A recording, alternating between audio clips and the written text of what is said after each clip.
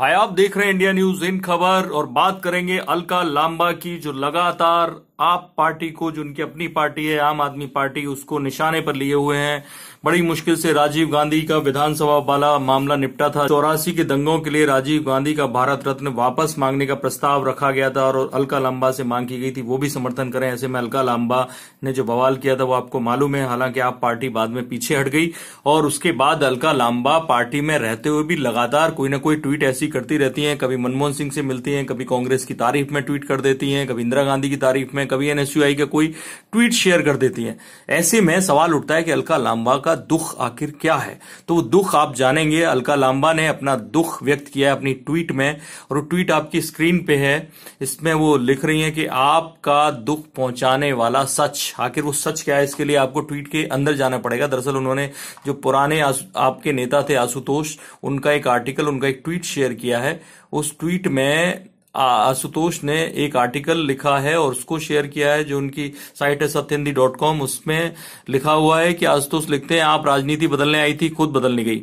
और वो नीचे जो आर्टिकल का जो कंटेंट है, शरद पवार केजरीवाल मुलाकात, एक सपने की मौत, वे राजनीति बदलने आए थे और राजनीति ने खुद उनको ही बदल दिया। अगर आज कोई आम आदमी पार्टी की कहानी लिखना चाहे तो इससे बेहतर टिप्पणी नहीं हो सकती। आखिर ये बात क्यों कर रहे हैं आशुतोष?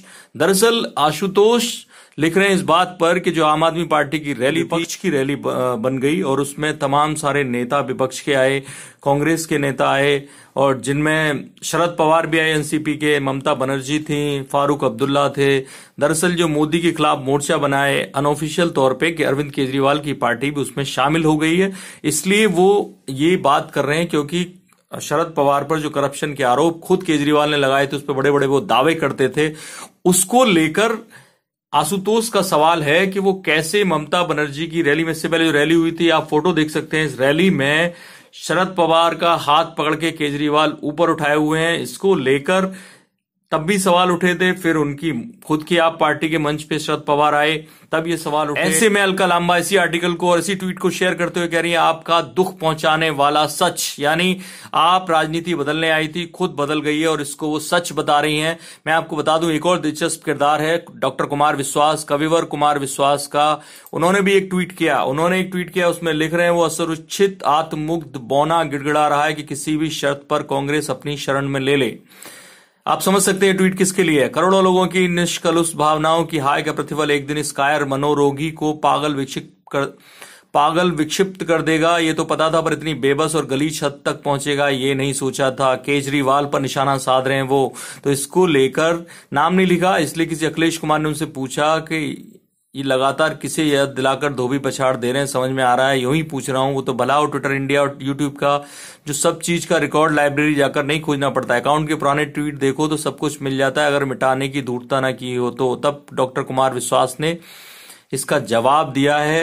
लिखा है, गिरगिटेस को निशाना नीचे की तरफ है और उसमें एक पुरानी केजरीवाल की बाइट है जिसमें कुमार विश्वास साथ खड़े हुए हैं। उस बाइट में वो क्या बोल रहे हैं मैं आपको यही सुनाता हूं। जी ने जो शरद पवार जी के खिलाफ सबूत दिए थे वो हम 15 मंत्रियों में यूज कर चुके थे। हमारी वेबसाइट के ऊपर है।